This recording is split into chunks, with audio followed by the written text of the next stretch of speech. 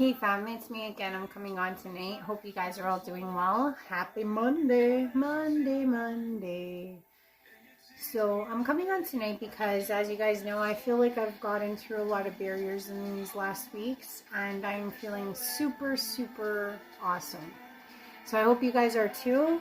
What I want to talk about tonight, I was on John Clement's show yesterday. I don't know how many of you caught it. There was some technical difficulties, but we finally did get it on.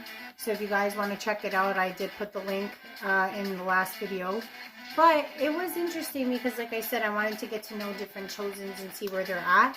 And like I do believe we're all at different waves of being. And I feel like there was a lot learned and there was a lot learned on my part. And it was great to connect with somebody new. So there's that. But today what I'm going to be talking about is how sometimes you yourself need to level up to ensure that others can catalyze. Okay? The reason why I'm bringing this up is because sometimes what we don't realize is that by us being a representation of what needs to exist. And this kind of got started with John yesterday because he was talking about some issues he was seeing with men and not having proper role models. And I had insisted saying, well, maybe you need to be that role model. So the thing that I was believing in that moment was that I was inspiring or asking of him if he was interested in his own life, if he wanted to become this person who would level up and take that responsibility. And it made me start thinking about leveling up. So for myself, like I said, I always do a lot of shadow work, and the whole reason behind it is so that I can level up. And what I mean by level up is I do believe there are levels of consciousness that we're all trying to achieve. Like, for example, I've talked about the angel numbers before and how I feel like those synchronicities help in your conscious raising as we ascend. So this leveling up not only can help you, it can help catalyze those around you as well. By you taking those leaps of faith, can do things like cause towers or dark nights of the soul for others. By you taking those leaps of faith, can transform your world and can inspire others. So you have to understand that sometimes in life, you're not just making those jumps, those moves just for yourself. You're making them for those around you too. So that has to also inspire you with inside. So it's always to do with your self-will. The self-will is what guides you through these leaps. And it also gets you to level up. You know what I mean? Level up. You know? Because you are using that self-will to basically reach for the things within your life that you want. We make it so difficult out there. All of us make it so difficult on ourselves. We put so many barriers, so many things in front of us that sometimes are not really important. Sometimes you have to give up all of it in order to get all of it. And what I mean by this is that I talk about dark nights of the soul when I talk about leveling up, because what people don't realize, what a dark night of the soul really is that sometimes in your life, you yourself have contracted yourself to certain parameters of what you need to succeed on this planet while you're alive and what you want to do. And I've talked about this in many different ways. Now, the thing is that, let's say, for example, you get to a certain point in your existence and you still haven't reached certain lessons, let's say. What may happen is the universe may kick in what they call a dark night of the soul. It basically shatters everything or certain illusions that you had that were preventing you from unlocking certain parts of yourself. So, for example, like I said, in order for me to use and catalyze that solar eclipse so that it could launch me into my next level up, because I wanted to do the shadow work needed in my heart to avoid what I would call a dark night of the soul. So sometimes you can preemptively do the work. You see what your next tower or your next dark night of the soul is facing, and usually it has to do with things that you don't want to face within yourself. So what I did was I preemptively got in front of it, realized what I was going to hit in terms of a dark night of the soul, and I changed it around because I was like, you know what? I'll beat you to the punch, universe, in a sense. And I'm going to do the hard work that I need to do in order to avoid it in a universal way. Because what will happen is you cannot avoid those lessons. Your soul created those blueprints before you even came into utero. And some of those points in time are scheduled to happen because it's part of your soul evolution. So I am talking specifically about soul evolution when I am talking about this idea of leveling up. Because the thing is, as you level up in consciousness, you start to realize that you can catalyze others by doing this. Your shifts become other shifts, others around you, meaning you're shifting them as well. And the thing is that sometimes you can even offer, if you level up first, you can even boomerang someone else. Because the thing is let's say, for example, let's take surfing, for example, right? Sometimes you need to watch the surfer to see when the wave is coming. Maybe I'm not even a surfer, but I'm putting it into that type of context. And when the surfer sees the other surfer catching the wave, they're like, oh shit, it's coming. And they can ride the same wave or boomerang themselves onto the wave. I'm just trying to use it that way. Because sometimes that heightened awareness that the other partner of, let's say, in the surfing sense, signals to the other partner, this is what you got to do. So in some ways, you may be able to have these level ups where it can avoid towers for others, or it could cause a tower for others, because that is how they will level up. So sometimes you need to do that.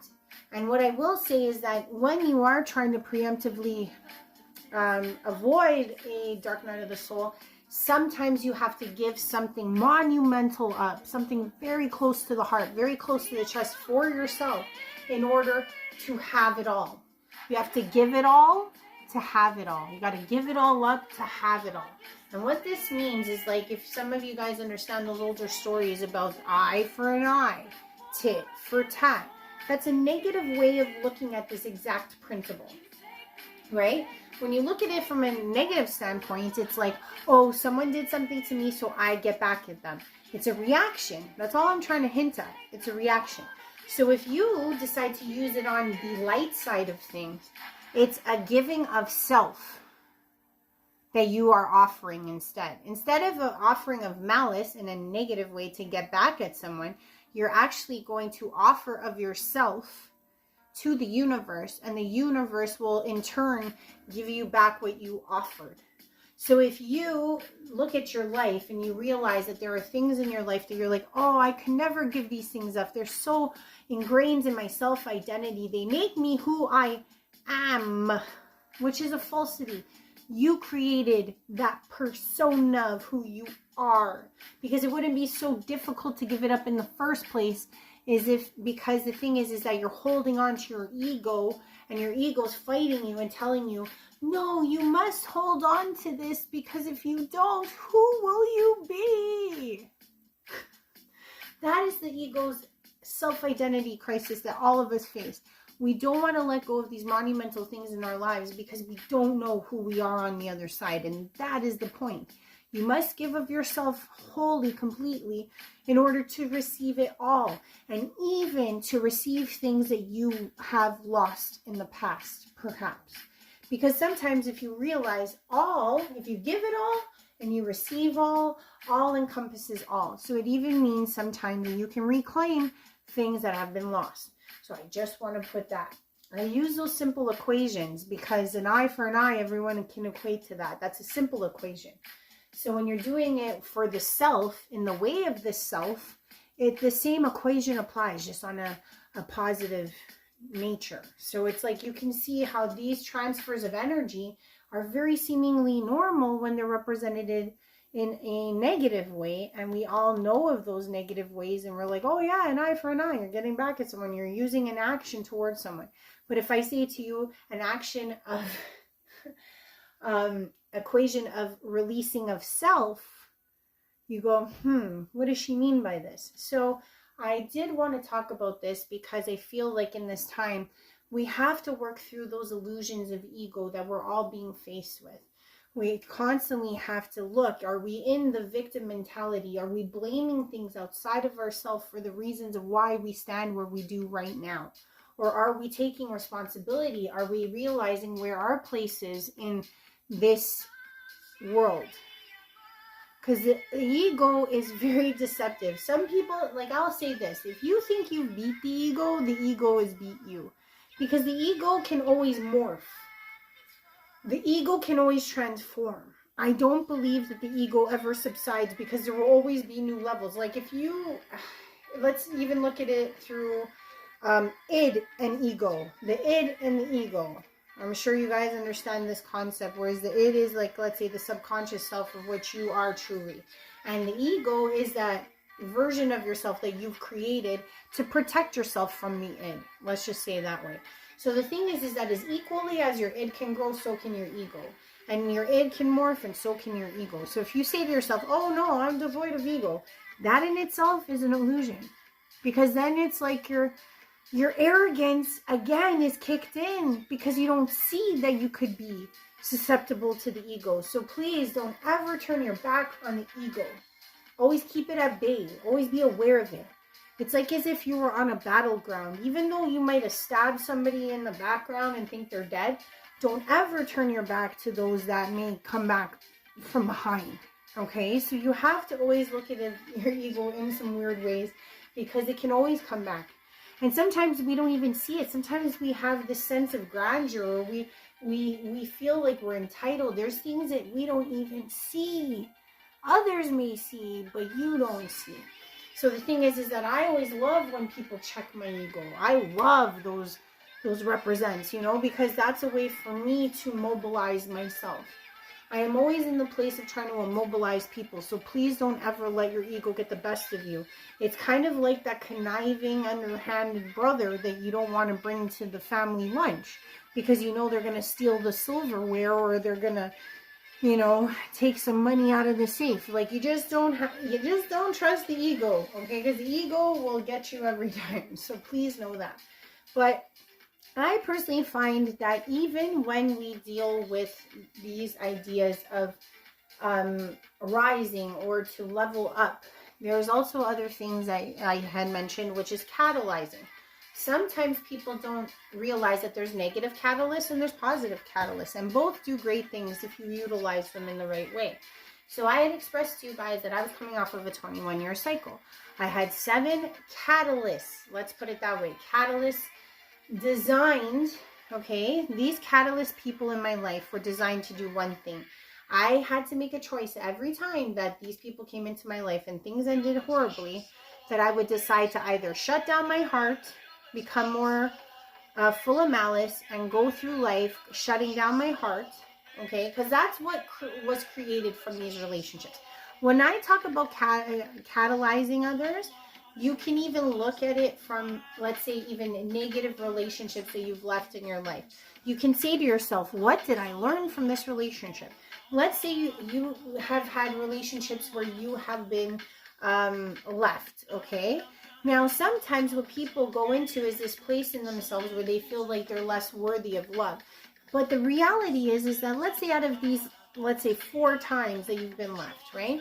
How many of them did you want to leave in the first place? You just didn't have the heart to admit it to yourself. And how many did you feel like, oh, you really love them and it was hard to watch them go? There's differences in being left. There's different perceptions in being left. So the thing is that when you're dealing with catalyzation, let's say, for example, you just had a really bad breakup, and you're realizing, you're like, oh, like, there's going to be 2 ways of looking at it. You either feel relieved or you feel sad and less than. That's usually how the 2 work. So the thing is that how I would say you catalyze either side, okay, is by taking a look at what you learned. What did you grow? How did you grow in self because of the relationship? So the thing is that when you eliminate both factors of like a good feeling or a bad feeling, you take the feelings out of the equation. You say, what did I learn? So let's say, for example, somebody within that relationship, let's say that person taught you parts of your self-worth. You then say to yourself, it was a lesson in learning. You would not have become a certain aspect of yourself had you not been with this bad relationship. So the thing is that you can catalyze any negative situation and turn it into a positive. You can turn any positive relationship into a negative, or you can keep it in a positive. And that's what I mean. When you're talking about catalyzation, sometimes people come into your lives specifically to launch you into self-awareness. So the thing is that you can never see a relationship as a bad thing. You can always use it to catalyze yourself to level up. And when you catalyze, you can also catalyze others so that they level up. Don't ever look at things as just solely by the emotion. You have to look at the lessons learned. So when I get into that lesson learned, I wanted to talk about one style of lesson that a lot of us have a hard time with, okay? Sometimes in life, we are given blessings, okay? God's blessings are something that are lessons within themselves, and they are granted to you upon passing some of these lessons. And you'll notice that when you get better at self-assessment and you start to learn how to work within your self-evolution or your soul evolution, you start to get blessings. A lot of us are praying all the time for God's love, for God's assistance, for God's anything. And I always think of this story about the man on the boat. It is not in the Bible. It is just an old story. It's an older story. It's kind of like seen as a joke about how a man sits on top of a roof, like he's surrounded by water. Basically, he's in a flooded zone. He's sitting on top of the roof praying to God, saying, please God, please send me some help. I need to get off of this roof. I don't want to drown. The water's rising. I need to get off. So all of a sudden, maybe in 10 to 15 minutes later, a rowboat passes by and says, hey buddy, get in this rowboat. I'll take you to safety. And the man turns around and says, I'm sorry, I'm waiting for God. God said he was going to come down and rescue me, so don't worry about it, brother. Keep going. So the rowboat keeps going. The next on the list is a tugboat, a fisherman boat that passes by and says, hey, my friend, do you need some help? The man looks around and he sees that the water is getting even higher. He's almost at the state where he has to sit on his own chimney. And he says to the guy, no, it's okay, my friend. I'm waiting for God. God said he was going to rescue me. So don't worry, I'm going to let this go by.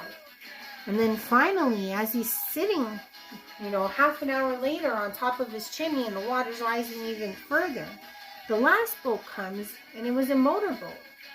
So the motorboat passes and he does not get on. He says, I'm waiting for God.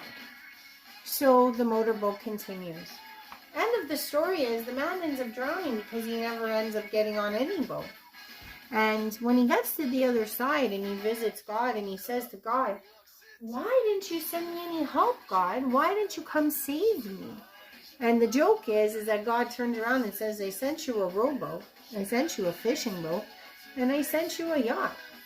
What else did you need? I thought I was helping you out. So sometimes in life, we don't realize what are real blessings in our life. And the reason why I'm bringing that up is because, like I said, sometimes relationships end. Sometimes relationships are meant to be. Sometimes things in your life are not meant to be. Sometimes things have to end. End for new beginnings to arrive. And the thing is that sometimes those relationships are to show you something. They are blessings in disguise that you didn't realize that God was putting in your way so that you could catalyze, you could transform, and you could mobilize yourself to level up in soul evolution. So don't ever think that God is not around trying to bless you. Even in the negative ways, I'm pretty sure most people could send me any horrendous situation. Okay, I'm sure we can all do this. There is silver linings in everything. And the thing is that why people don't like that saying is because then it means that they have to accept. Because acceptance is sometimes the hardest thing to do. So like, let's say somebody tells you the most horrific thing in the world, and you can find that silver lining. Now, the ultimate situation has occurred. So like, let's say, for example, you're an athlete and you end up injuring yourself and you can no longer be an athlete, right? You end up losing your career, let's say, and you're down and out and you're not making payments on your home, okay? Somebody could look at that as true tragedy, which it is.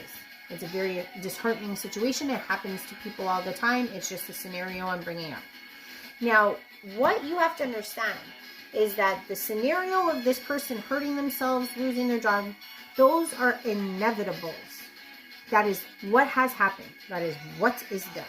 So the thing is that somebody could go into ego and decide to wallow in the fact that they feel like they had a bad rap, that something, they didn't get the life they wanted because they lost out on getting injured.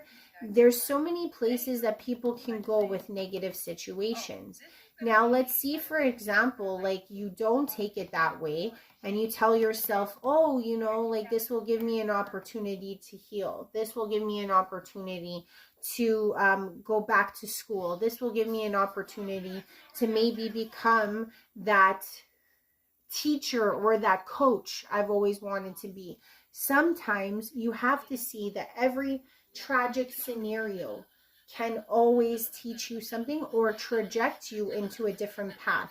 If you stay wallowing in your victim mentality, you will end up maybe not seeing God's blessing that comes forth after some type of tragic situation or negative situation or bad relationship or loss of job.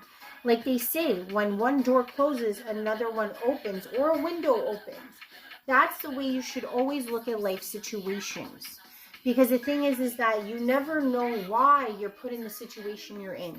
You never know why you're the guy on top of the roof with the water raising up that you have to ask for that handout to God. Now, the thing is that when blessings come, do you recognize them? Do you see them for what they are? And that's the whole thing. It's like if you are perplexed with ego bogging you down every time something negative comes, you're telling yourself like certain happy things that aren't really existent.